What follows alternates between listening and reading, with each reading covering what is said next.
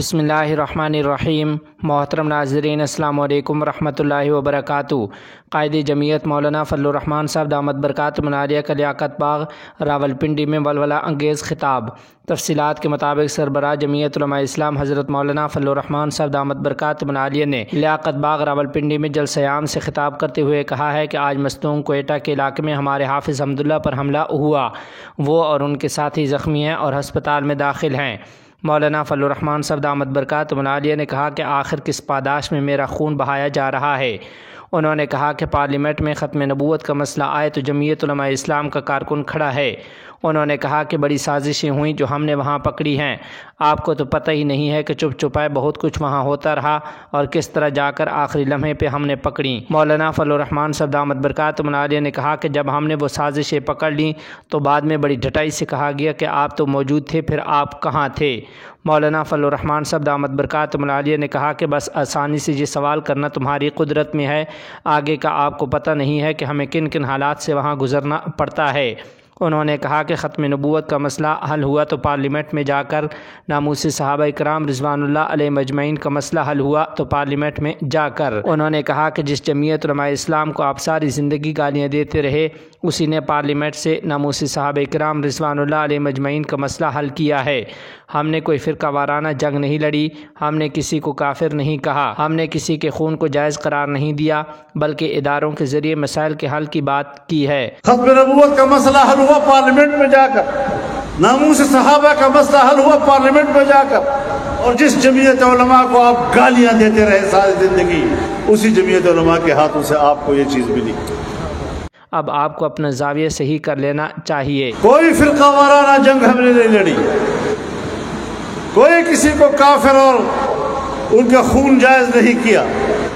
دلیل کی بنیاد پر ادارے کے اندر وقت آ گیا، اور کیا ہے، قانون میں تو کوئی مسئلہ نہیں ہے، سزا میں اضافہ ہوا ہے۔ تو اگر ایک جنرل کی توہین پر سزا میں اضافے کا قانون پاس ہو سکتا ہے تو صحابہ کرام اور اہل بیت اطہار کی عزت و ناموس پر سزا میں اضافہ کیوں نہیں ہو سکتا؟ مولانا فضل الرحمان صاحب دامت برکاتہ عالیہ نے اپنے خطاب کے آخر میں کہا کہ انشاءاللہ العزیز ہم سیاسی محاذ پہ کھڑے ہیں اور ہم کام کرتے رہیں گے۔ افغانستان اور پاکستان کے درمیان تجارتی راستہ طورخم گیٹ آج سے دوبارہ کھول دیا گیا۔ تفصیلات کے مطابق افغانستان اور پاکستان کے درمیان طورخم گیٹ آج سے تجارتی قافلوں اور مسافروں کے لیے کھول دیا گیا ہے۔ طورخم کے کمشنر مولوی عصمت اللہ یعقوب نے باختر ایجنسی کو بتایا کہ پاکستانی حکام نے آج طورخم گیٹ دوبارہ کھولنے کا وعدہ کیا تھا۔ 9 روز قبل یہ گیٹ، جو کہ افغانستان اور پاکستان کے درمیان سب سے بڑے مسافر اور تجارتی راستوں میں سے ایک ہے، پاکستانی سرحدی محافظوں نے بند کر دیا تھا۔ اس پھاٹک کے بند ہونے سے ہزاروں مسافر اور سینکڑوں تجارتی قافلے دونوں طرف پھنس گئے اور تاحال سفر نہیں کر سکے تھے۔ کمشنر طورخم کا کہنا ہے کہ پاکستان نے ان کی کوششوں کے بعد یہ راستہ دوبارہ کھولنے پر رضامندی ظاہر کی ہے۔ تاہم طورخم پھاٹک کا دوبارہ کھلنا مسافروں، مریضوں اور یہاں تک کہ تاجروں کے لیے بھی ایک خوشخبری ہے، خصوصاً ان تاجروں کے لیے جن کے ملین ڈالرز کی سبزیاں اور پھل گیٹ بند ہونے سے متاثر ہوئی ہیں۔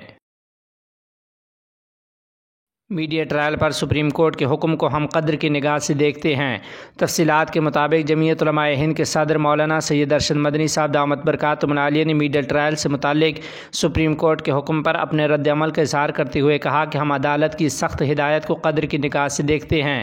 انہوں نے کہا کہ جمعیت علماء ہند 7 اپریل 2020 کو کرونا وائرس کو مرکز نظام الدین سے جوڑ کر تبلیغی جماعت سے وابستہ لوگوں اور بالخصوص مسلمانوں کی شبیہ داغدار کرنے اور ہندو اور مسلمانوں کے درمیان نفرت پھیلانے کی دانستہ سازش کرنے والے متعصب ٹی وی چینلوں اور فرقہ پرست پرنٹ میڈیا کے خلاف سپریم کورٹ میں پٹیشن داخل کر رکھی ہے، جس پر اب تک 15 سماعتیں ہو چکی ہیں، جس میں جمعیت علماء ہند کی طرف سے سینئر وکلاء پیش ہوتے رہے ہیں، لیکن اب تک کوئی حتمی فیصلہ نہیں آیا ہے کیونکہ مرکزی حکومت ٹال مٹول سے کام لے رہی ہے، لیکن ہماری متعصب میڈیا پر لگام کسنے کی جدوجہد مثبت نتیجہ آنے تک جاری رہے گی۔ افغانستان کے وزیر زراعت اور اقوام متحدہ کے نمائندہ برائے زراعت و خوراک کے درمیان ملاقات، تعاون مضبوط بنانے پر تبادلہ خیال۔ تفصیلات کے مطابق افغان وزیر زراعت، آبپاشی اور لائیو سٹاک مولوی عطا اللہ عمری نے افغانستان میں اقوام متحدہ کے FAO کے نمائندے سے ملاقات کی ہے۔ ملاقات کے دوران دونوں فریقوں نے ملک کے کسانوں کی بہتر خدمت کرنے کے لیے تعاون اور ہم آہنگی بڑھانے پر تبادلہ خیال کیا۔ عطا اللہ عمری نے زراعت، لائیو سٹاک، آبپاشی، قدرتی وسائل اور زمین جیسے شعبوں میں ترقی کے لیے وزارت کے عزم پر زور دیا ہے۔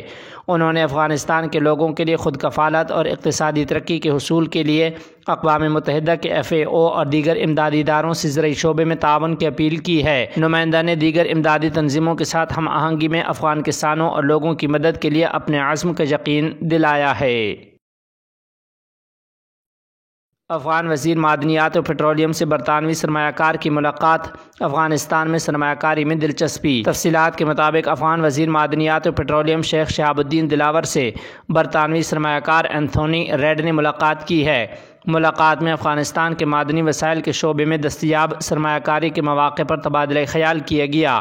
وزارت معدنیات کے ایک بیان کے مطابق دونوں فریق نے غیر ملکی کمپنیوں کو افغانستان کی طرف راغب کرنے کے لیے ملک بھر میں سازگار ماحول اور حفاظتی اقدامات پر بھی گفتگو کی ہے۔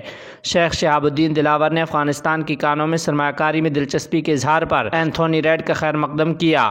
مائنز اور پیٹرولیم کے قائم مقام وزیر نے افغانستان میں غیر ملکی سرمایہ کاری آسان بنانے کے لیے اپنے تعاون اور عزم کا وعدہ کیا ہے۔ حرم کی حدود میں مسجدوں کے لیے زمین دستیابی کی خبر بے بنیاد ہے۔ تفصیلات کے مطابق سعودی عرب میں وزارت اسلامی امور نے کہا ہے کہ مکہ مکرمہ حدود حرم میں مساجد کے لیے مخصوص اراضی کے دستیاب ہونے کی خبر بے بنیاد ہے۔ وزارت اسلامی امور نے توجہ دلائی ہے کہ ان دنوں سوشل میڈیا پر یہ اطلاعات گردش کر رہی ہیں کہ مکہ مکرمہ کی حدود حرم میں مساجد بنوانے کے لیے اجازت یافتہ پلاٹس دستیاب ہیں۔